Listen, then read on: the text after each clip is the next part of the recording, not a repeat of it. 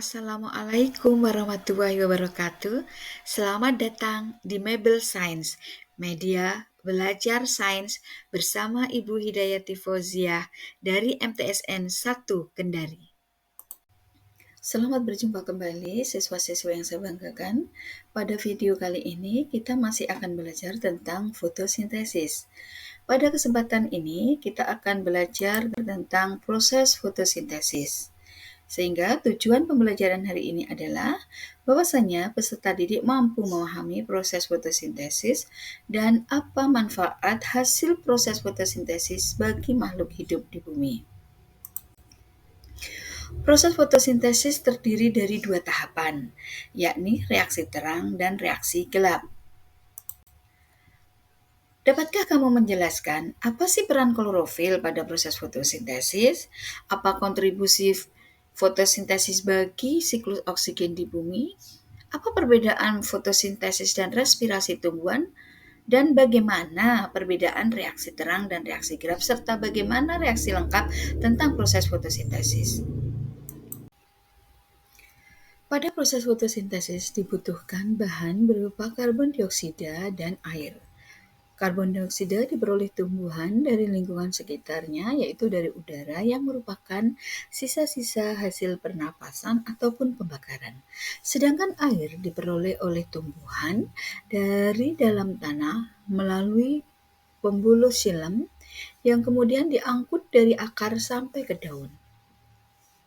Karbon dioksida masuk ke dalam tumbuhan melalui mulut daun atau stomata. Kemudian disimpan di dalam jaringan mesofil. Demikian juga dengan air yang akan disimpan di jaringan mesofil. Sedangkan stomata selain bisa mengambil atau tempat masuknya karbon dioksida, stomata atau mulut daun juga berfungsi sebagai tempat keluarnya oksigen dan uap air. Pada materi sebelumnya, kalian telah mempelajari tentang jaringan tumbuhan. Seperti halnya yang kalian ketahui, lapisan mesofil dari tumbuhan itu banyak sekali mengandung kloroplas, di mana kloroplas ini tersusun atas membran luar, membran dalam, rongga yang disebut stroma yang berisi cairan, kemudian ada grana atau granum, di mana grana atau granum merupakan lapisan-lapisan dari tilakoid. Di kloroplas inilah terdapat klorofil yang akan dibutuhkan pada proses fotosintesis. Air dan karbon dioksida diserap oleh tanaman masuk ke dalam kloroplas. Nah, pada jaringan tilakoid inilah maka akan terjadi reaksi terang, sedangkan pada stroma akan terjadi reaksi gelap. Seperti yang Ibu sampaikan di awal, proses fotosintesis terjadi dalam dua tahapan, yaitu tahap reaksi terang dan tahap reaksi gelap. Tahap reaksi terang berarti proses fotosintesis membutuhkan cahaya. Proses ini terjadi di bagian daun, yaitu tilakoid. Diawali dengan klorofil yang menangkap cahaya matahari. Berdasarkan dari penelitian, cahaya matahari yang ditangkap oleh klorofil berada pada panjang gelombang 620 sampai 700 nanometer. Ini merupakan sinar cahaya merah. Kemudian, cahaya ini digunakan oleh tanaman untuk memecah air menjadi oksigen dan dilepaskan energi kimia dalam bentuk ATP, adenin trifosfat, dan terbentuk senyawa protein nikotinamid adenin dinukleotid fosfat yang merupakan senyawa pereduksi atau sumber hidrogen. Reaksi pemecahan air ini disebut sebagai reaksi fotolisis, yaitu reaksi pemecahan senyawa menggunakan energi cahaya. Sehingga kalau kita ringkas atau kita rangkum, maka proses reaksi fotosintesis pada reaksi terang ini merupakan reaksi fotolisis di mana air akan dipecah menjadi oksigen dan energi kimia ATP serta senyawa protein NADPH oleh cahaya matahari. Kemudian, tahapan yang kedua adalah tahapan reaksi gelap. Reaksi gelap bukan berarti terjadi pada malam hari atau tidak ada cahaya, melainkan reaksi ini tidak membutuhkan cahaya sebagai sumber energinya, karena Energi yang digunakan berasal dari ATP hasil dari energi dari reaksi terang. Siklus gelap terjadi pada stroma di siang hari. Pada siklus ini atau pada reaksi gelap ini, enzim Rubisco akan mengikat CO2 dari udara dan senyawa ribulosa bifosfat RUBP. Kemudian akan membentuk 12 molekul senyawa PGA atau asam fosfogliserat. Selanjutnya, kedua belas molekul PGA ini dengan menggunakan energi ATP dan NADPH akan membentuk 12 molekul fosfoglyceraldehyde atau PGAL. Kemudian, PGAL ini merupakan bahan dasar untuk membentuk glukosa.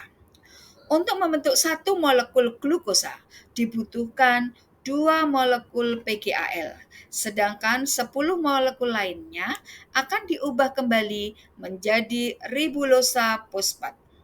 Karena senyawa awal ribulosa fosfat kemudian terbentuk kembali di akhir reaksi, maka reaksi gelap ini disebut sebagai sebuah siklus atau putaran.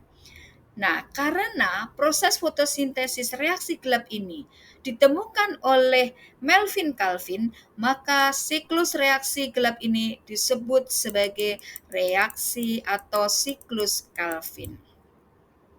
Demikianlah proses reaksi gelap dan reaksi terang. Kemudian, kalau cermati reaksi terang dan reaksi gelap, di mana pada reaksi terang terjadi reaksi fotolisis air menjadi ATP, NADPH, dan oksigen, sedangkan pada reaksi gelap terjadi reaksi di mana ATP dan NADPH digunakan untuk mengubah 6 molekul karbon dioksida menjadi 1 molekul glukosa, di mana ATP dan NADPH yang tadinya dihasilkan dari reaksi terang digunakan pada reaksi gelap, maka kedua senyawa ini dianggap sudah tidak ada lagi atau habis bereaksi.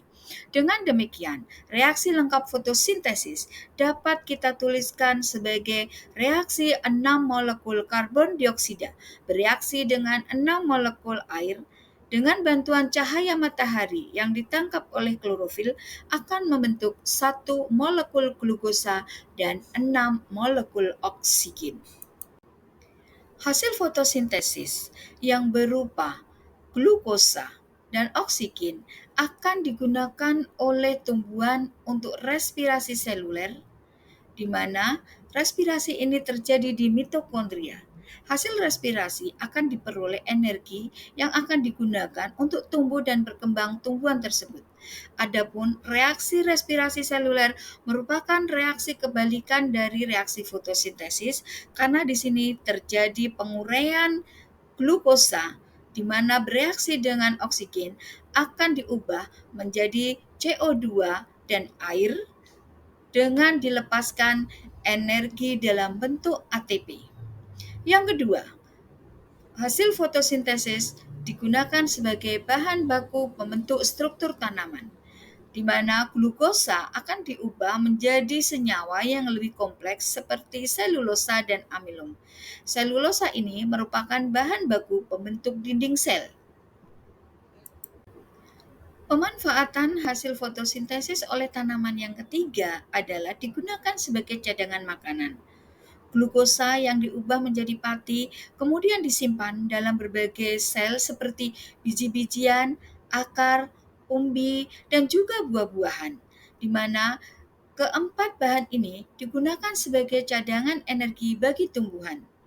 Yang keempat, untuk membentuk protein. Glukosa yang direaksikan dengan nitrat, kemudian yang diserap tanaman melalui akar dari dalam tanah, akan bereaksi membentuk asam amino, di mana asam amino tersebut dirangkai untuk membentuk protein. Yang kelima, untuk membentuk lemak. Pati diubah oleh enzim menjadi asam lemak dan gliserol. Yang selanjutnya, asam lemak dan gliserol ini akan diubah menjadi gliserida sebagai bahan baku pembuatan lemak tanaman.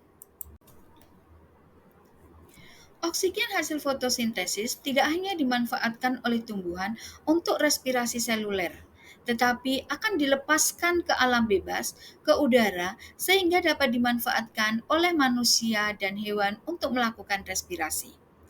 Karena hasil respirasi berupa energi ATP, dengan demikian hasil fotosintesis merupakan transfer energi dari tumbuhan ke makhluk hidup lainnya melalui piramida energi, di mana pada piramida energi 100% energi dan 100% oksigen itu akan dimanfaatkan oleh tumbuhan sebagai produsen. Kemudian sebagiannya akan dimanfaatkan oleh herbivora. Herbivora akan mentransfer energinya kepada karnivora tingkat 1, kemudian karnivora tingkat 1 mentransfer energi kepada karnivora tingkat 2, dan selanjutnya sampai ke karnivora puncak. Dengan demikian terjadi piramida energi, perpindahan energi, dan perpindahan siklus oksigen. Dari hal ini dapat kita simpulkan bahwa hasil fotosintesis tumbuhan sangat-sangat berharga dan sangat membantu siklus oksigen yang ada di bumi. Dengan demikian, kehidupan di bumi bisa dapat terus berjalan sesuai dengan apa yang dikehendaki oleh Sang Pencipta. Demikian pembahasan ini, mudah-mudahan bermanfaat bagi kalian. Dengan demikian, kalian bisa mengetahui proses fotosintesis dan harapan ibu guru kalian bisa memanfaatkan lingkungan ini dengan sebaik-baiknya dan menjaga kelestarian lingkungan dengan semampu kalian. Sehingga proses kehidupan akan terjaga karena diperolehnya oksigen yang banyak dan bersih. Terima kasih atas perhatiannya. Wassalamualaikum warahmatullahi wabarakatuh.